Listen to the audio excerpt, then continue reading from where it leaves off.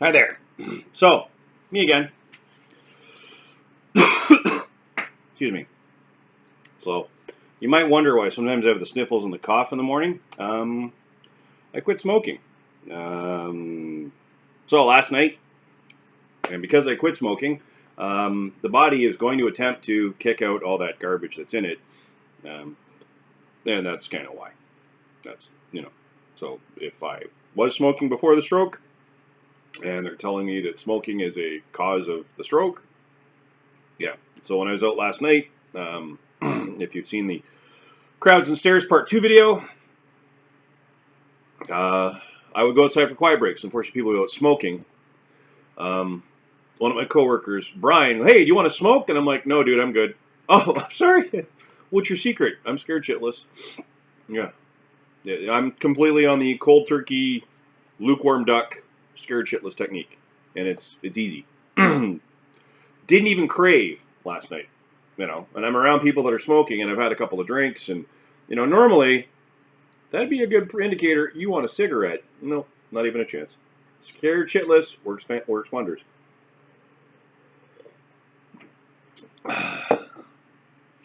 We're going to discuss this video as week 1 in the beginning. So, spoken to 6 or 8 people that I work with that were there and watched the stroke as it happened. 21st of June, about 10:10 in the morning. Talking with a colleague who's a manager, good friend, and she noticed that I'm slurring my speech and stuttering. Well, I noticed it at that point too. I was about to blow it off as like, you have a cold, you're not feeling well, you need to go home and just sleep it off. I'll be honest, I don't remember much of that conversation that day. I remember her just being concerned. I then remember she asked me to come sit down beside her because maybe I'm not feeling well. I went to go we have like high chairs at work for the managers because the managers' stations are elevated. I went to go get one of those chairs. And I remember it felt like I was walking through molasses. Yeah. I got back with the chair, and I remember couldn't get in it, and then quickly found the floor. I remember just couldn't hold my own body weight anymore. There's the floor. So I was slurring. I found out last night through a conversation with a couple of colleagues, I had facial droop. My right-hand side was droopy. I was drooling. That's sexy.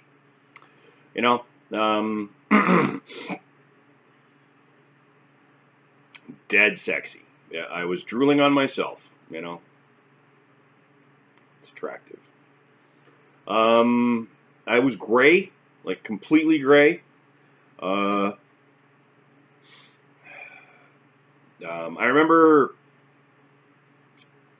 wanting to cry, like dejected cry as I was being wheeled out of the building on the gurney.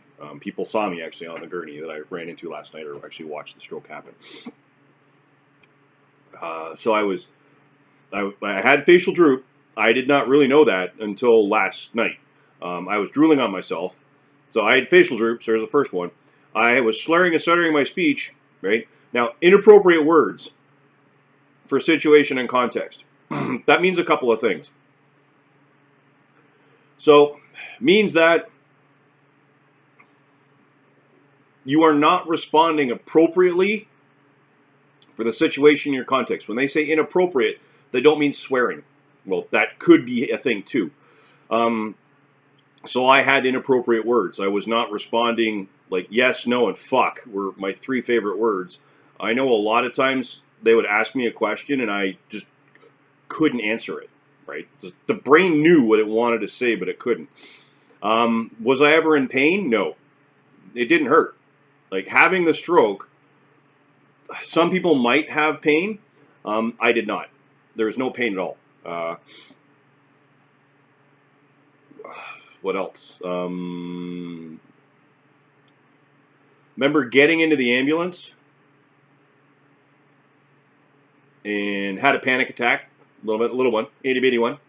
I remember they did a lot of tests in the ambulance, and I had right side weakness, or general weakness, one or the other, because they would ask me like squeeze your hands, and I remember trying, like, I'm going to try to break your hands, and I can remember my brain telling my hands, do this. I know it didn't happen. How ineffective was it? I honestly don't know. I couldn't tell you.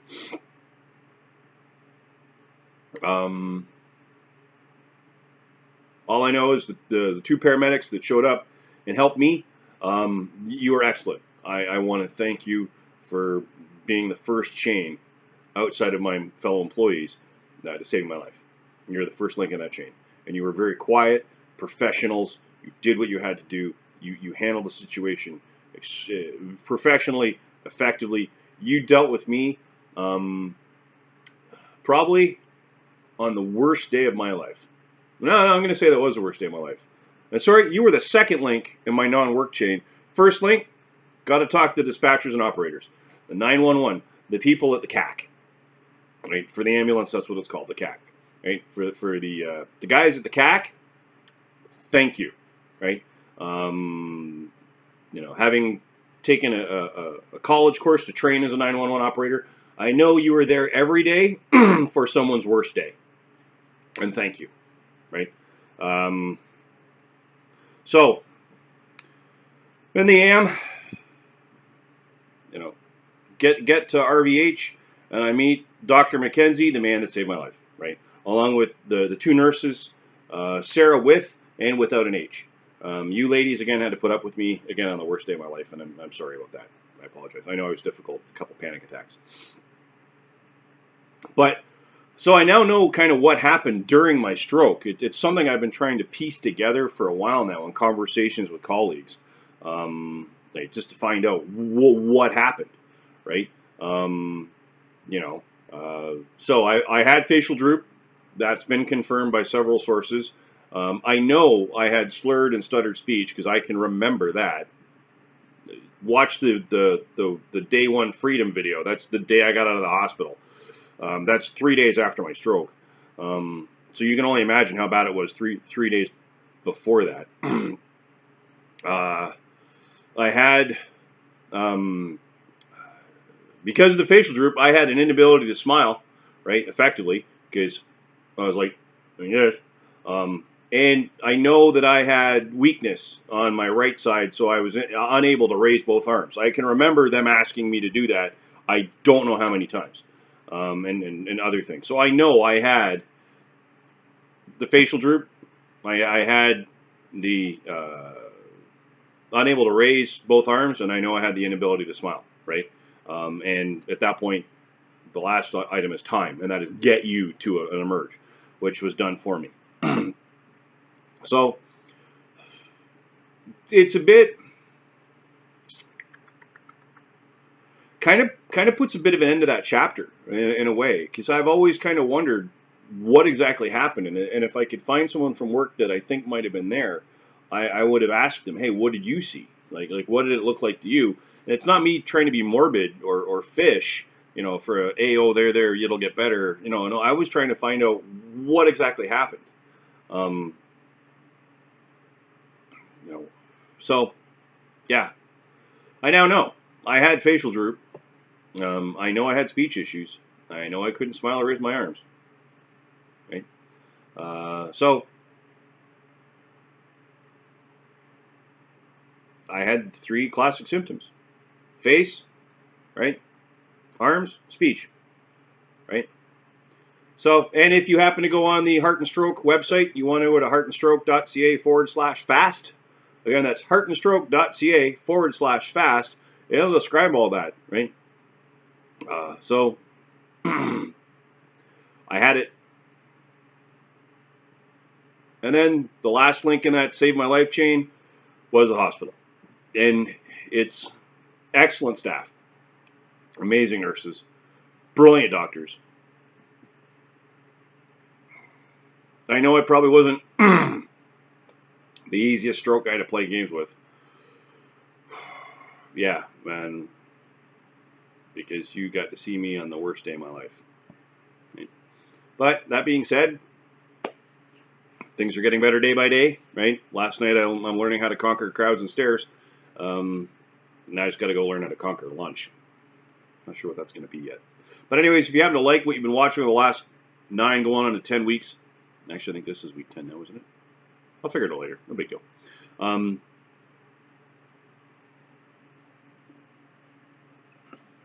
on. So actually, in 2 days' time, it'll be 2 months to the day, 21st of August. All right, so I guess we're in week 7-ish, week 8-ish. I'm not sure. I had a stroke. I don't remember. So anyways, if you like what you happen to see over the last almost 2 months, please like, share, subscribe with your friends, comments, right? If you know someone that's recently gone through a stroke, right, they might get some benefit out of some of these videos, right? They might get some levity, right? At that point, if you don't like what you've been watching, right, why are you watching, right? There's better things to watch, right? Flat earthers, chemtrails, demon airplanes, you know, why the Mormons are no longer called the Mormons anymore, Mormon magical underwear. There's got to be, you know, a conspiracy theory out there that fits your lifestyle. Go find it. I encourage you to.